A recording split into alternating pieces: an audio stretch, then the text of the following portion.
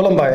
बेयो बड'लेण्ड इंखं टेलिभिजन दिनै 2 सेप्तेम्बर 2022 शुक्रबार खालि सानसेनि बरादखौ नोंथांमोननि खाथियाव लाबोदों आं सदानन्द दैमारिया।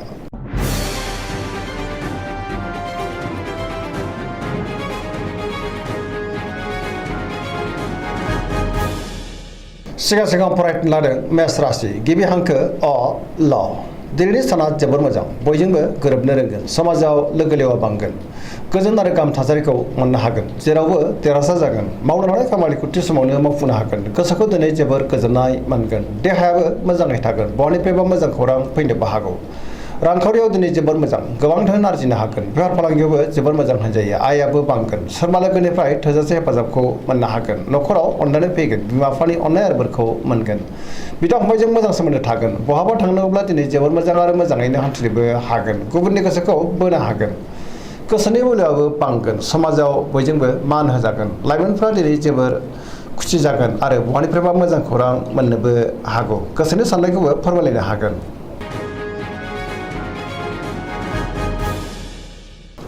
वृष राशि गिबि हांखो इ उ ब दिनैनि साना मोजां आरो गाज्रिनि गेजेरजों बाबेरलांगोन गोजोननि आंखाल जानोबो हागौ गोसोखौ दिनै जोबोर उसुखुथु मोनगोन मावनो लानाय खामानिखौ मावफुंनो हागोन समाजाव मान मोनगोन रांखावरियाव मोजां नाथाय अब्लाबो खरसायाबो बांगोन बेफार फालांगियाव मोजां होनजायो न'खराव बिसि फिसायनि गेजेराव एना एनि फैनो हागौ बिदा फंबायजों गोरोबलायनो हायाबो जानो हागौ देहाया दिनै बारा मोजां थानाय नङा गोबां रोखोमनि देहायारि जेंनाजों मोगा मोगि जानांनो हागौ गोसोनि साननायफ्रा दिनै देबार नांगोन आरो जिंगायाबो बांगोन लाइमोनफोरा जोबोर उसुखुथु जागोन।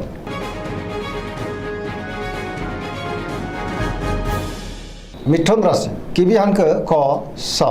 दिनैनि साना जोबोर मोजां गोबां बिथिङाव जाफुंसारगोन गुबुननि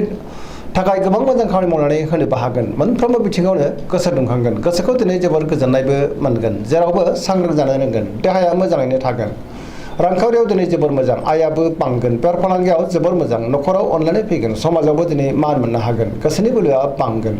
गावनि गोसोनि साननायखौ गुबुननो फोरमायनो हागोन मावनो लानाय खामानिखौ थि समावनो आरो गोरलैयैनो मावफुंनोबो हागोन सोरबा लोगोनिफ्राय थोजासे हेफाजाब मोननो हागौ गुबुनजों मोजां सोमोन्दो लाखिनोबो रोंगोन लाइमोनफोरनि गोसोआ दिनै जोबोर खुसि जागोन आरो बहानिफ्रायबा मोजां खौरां मोननोबो हागौ पजिटिभ एनार्जिनि गोहोमबो गोग्लैगोन।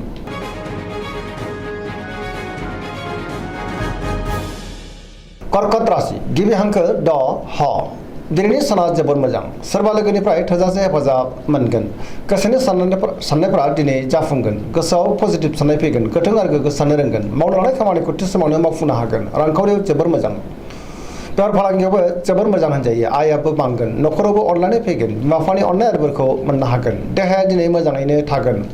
गोसोखौ जोबोर गोजोननाय मोनगोन गुबुननि हेफाजाबखौ मोननो हागोन समाजाव बयजोंबो अनजागोन फरायसाफ्रा दिनै फरायनायाव गोसो दुंखांगोन आरो मोजां फिथाइ मोनगोन सेंग्रा सिख्लाफ्रा जोबोर खुसि जागोन आरो बहानिफ्रायबा मोजां खौरां मोननो हागौ।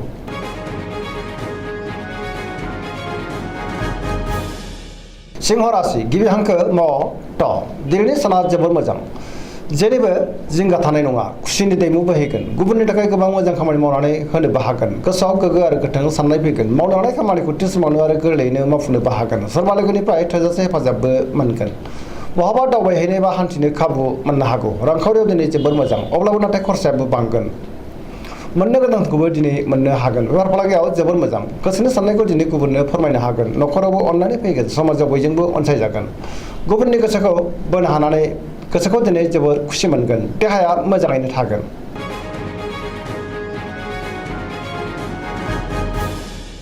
कन्या राशि गिबि हांखो प ट दिनैनि साना मोजां आरो गाज्रिनि गेजेरजों बाबेरलांगोन सुरनि गाज्रि नोजोर गोग्लैनो हागौ सांग्रां जानाया गाहाम गोसोनि बोलोआ लोरबां जागोन गोसोआव नेगेटिभ साननाय फैगोन गोथों आरो गोग्गो साननो रोंनाय नङा गियाननि आंखाल जानोबो हागौ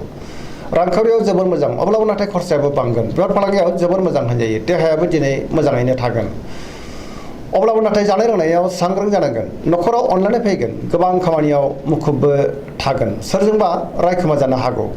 गोसोखौ दिनै जोबोर उसुखुथु मोनगोन नेगेटिभ एनार्जिनि गोहोमबो गोग्लैनो हागौ सेंग्रा सिख्लाफ्रा गावबा गावनि गोसोनि साननायखौ फोरमायलायनो हागोन।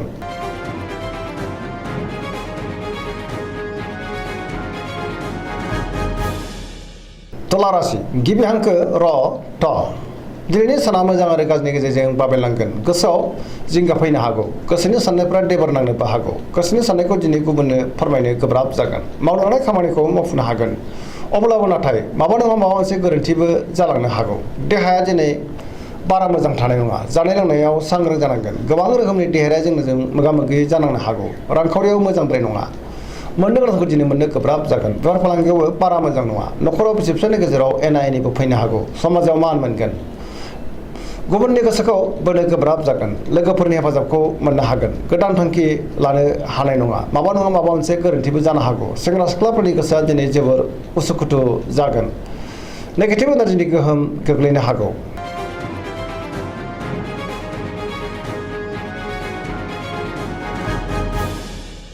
वृश्चिक राशि गिबि हांखो न स दिनैनि साना जोबोर मोजां सोरजोंबा बाख्नाय जानो हागौ गोसोखौ दिनै जोबोर गोजोननाय मोनगोन समाजाव लोगो लेवा बांगोन सोरबा गोजाम लोगोजों बहाबा लोगो मोनज्लायनो हागौ गोसोआव गोग्गो आरो गोथों साननाय फैगोन मावनो लानाय खामानिखौ थि समावनो आरो गोरलैयैनो मावफुंनोबो हागोन गोसोनि साननायफ्रा जाफुंगोन गोसोनि बोलोआबो बांगोन समाजाव मान मोनगोन न'खराव बिसि फिसायनि गेजेराव अनलायनाय फैगोन रांखावरियाव दिनै जोबोर मोजां अब्लाबो नाथाय खरसायाबो बांगोन बेफार फालांगियाव जोबोर मोजां देहायाबो दिनै मोजाङै थागोन गुबुननि हेफाजाबखौ मोननो हागोन फरायसाफ्रा फरायनायाव गोसो दुंखांगोन आरो मोजां फिथाइ मोनगोन लाइमोनफोरा जोबोर रमान्टिक जागोन आरो गावबा गावनि गोसोनि साननायखौ फोरमायलायनोबो हागोन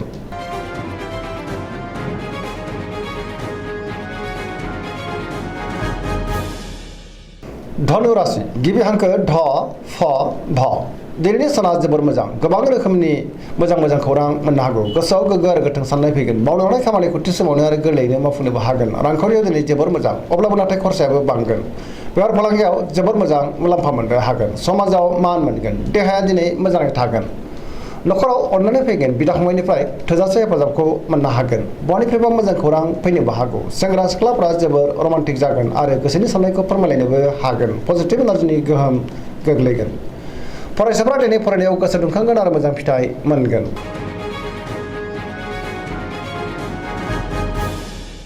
मकर राशि गिबि हांखो ख ज दिनैनि साना मोजां आरो गाज्रिनि गेजेरजों बाबेनलांगोन गोसोआव गोनो गोथो साननाय फैगोन नेगेटिभ एनार्जिनि गोहोम गोग्लैनो हागौ गोसोनि बोलोआ लोरबां जागोन गोसोनि साननायफ्रा देबार नांनो हागौ रांखावरियाव मोजां अब्लाबो नाथाय खरसायाबो बांगोन बेफार फालांगियाव मोजां होनजायो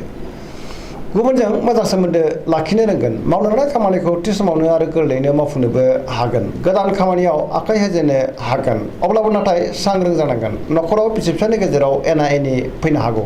बिदा फंबायनि हेफाजाबखौ मोननो हागोन देहाया बारा मोजां थानाय नङा गोबां रोखोमनि देहायारि जेंनाजों मोगा मोगि जानांनो हागौ जानाय लोंनायाव सांग्रां जानांगोन लाइमोनफ्रा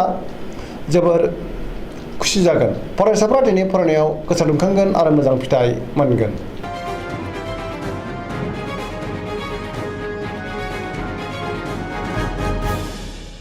कुम्भ राशि गिबि हांखो ग स दिनैनि साना मोजां आरो गाज्रिनि गेजेरजों बाबेनलांगोन गोसोआव बेले बेजे साननाय फैगोन गोथों आरो गोग्गो साननो रोंनाय नङा गोसोखौ दिनै जोबोर आला खाला मोनगोन मावनो लानाय खामानिखौ थि समावनो मावफुंनो गोब्राब जागोन बहानिफ्रायबा गाज्रि खौरां मोननोबो हागौ गुबुननि थाखाय नाङा फाङा जेंनायाव गोग्लैनांनोबो हागौ सांग्रां जानाया गाहाम समाजाव मान मोनगोन गोबां मुंदांखा सुबुंजों दिनै लोगो मोनज्लायनो हागौ रांखावरियाव दिनै बारा मोजां नङा बेफार फालांगियावबो खहा जानांनो हागौ देहाया दिनै मोजाङै थागोन न'खराव अननानै फैगोन गुबुननि हेफाजाबखौ मोननो गोब्राब जागोन बिमा बिफानि अननाय आरो बोरखौ मोनगोन बहाबा थाङोब्ला दिनै लामा सामायाव सांग्रां जानाया गाहाम नेगेटिभ एनार्जिनि गोहोमबो गोग्लैनो हागौ